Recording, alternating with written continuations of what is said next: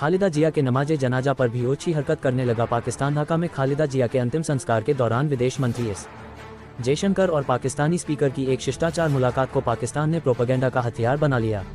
Pakistani social media handle दावा कर रहे हैं कि जयशंकर खुद चलकर मिलने गए, जबकि सच्चाई कोसों दूर है।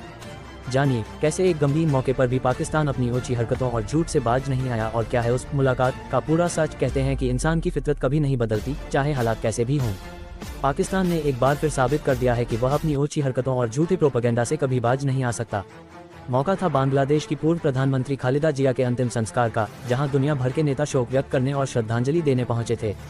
यह एक बेहद गंभीर और गमगीन माहौल था, लेकिन पाकिस्तान को यहाँ भी अपनी सियासत चमकानी थी और झूठ की दुकान चलानी थी।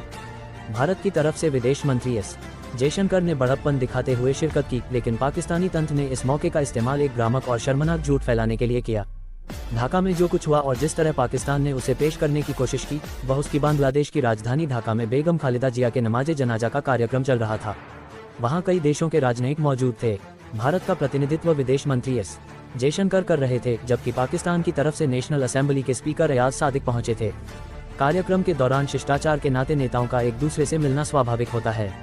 इसी बीच एस जयशंकर और अयाज सादिक का आमना सामना हुआ। दोनों ने एक दूसरे से हाथ मिलाया और बहुत संक्षिप्त बात कर्टसी एक्सचेंज हुई।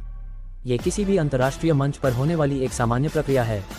जब आप किसी जनाजे या शोक सभा में होते हैं तो वहां आप मुंह फेर कर नहीं खड़े होते, बल्कि एक मानवीय शिष्टाचार निभाते हैं। लेकिन जैसे ही ये तस्वीर सामने आई, पाकिस्तान की इंफॉर्मेशन वॉरफेयर मशीनरी और सोशल मीडिया के ट्रोल आर्मी ने अपना काम शुरू कर दिया। पाकिस्तान के कई हैंडल्स और वहां के मीडिया ने ये नैरेटिव सेट करना शुरू कर दिया कि भारत के विदेश मंत्री एस जयशंकर खुद चलकर पाकिस्तानी स्पीकर अयाज सादिक के पास गए और उनसे मिलने की पहल की। पाकिस्तानी प्रोपेगेंडा का मकसद ये दिखाना था कि भारत पाकिस्तान से बात करने के लिए उतावला है या भारत झुक रहा है। उन्होंने इसे अपनी कूटनीतिक जीत की तरह पेश करने की कोशिश की। ये दावा किया गया कि जयशंकर ने प्रोटोकॉल तोड़कर पाकिस्तानी नेता को अहमियत दी। ये दावा न केवल हास्यास्पद है, बल्कि सफ़ेद झूठ भी है। हकीकत क्या है? सच्चाई यह है कि ये दावा तथ्यात्मक रूप से पूरी तरह गलत है। वहां मौजूद प्रत्यक्षदर्शियों और राजनयिक सूत्रों के मुताबिक यह मुलाकात एक औपचारिक कार्यक्रम के साइडलाइन पर हुई थी। कार्यक्रम स्थल पर नेताओं के बैठने और खड़े होने की जगह तय होती है, या वे एक समूह में खड़े होते हैं। जयशंकर वहां किसी से मिलने के लिए चलकर नहीं गए थे, वे वहां बांग्लादेशी नेतृत्व और अन्य गणमान्य व्यक्तियों के साथ मौजूद थे। उसी दौरान अयाज सादिक भी वहां थे और दोनों का सामना हुआ। एक सभ्य देश का प्रतिनिधि होने के नाते जयशंकर ने हाथ मिलाया।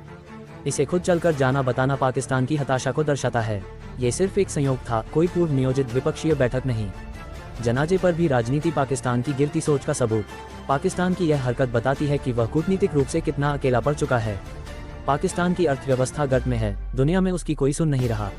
ऐसे में जब भारतीय विदेश मंत्री जैसा कद्दावर नेता उनके किसी प्रतिनिधि से हाथ में मिला लेता है, तो वे इसे अपनी उपलब्धि बताकर अपनी जनता को बेचना चाहते हैं। उन्हें अपनी जनता को ये दिखाना है कि देखो, भारत हमें भाव दे रहा है, जबकि हकीकत यह है कि भारत ने टेरर और टॉक्स पर अपना रुख रत्ती भर भी नहीं बदला है। किसी के अंतिम संस्कार का मंच राजनीति या पीआर स्टंट करने की जगह नहीं होती।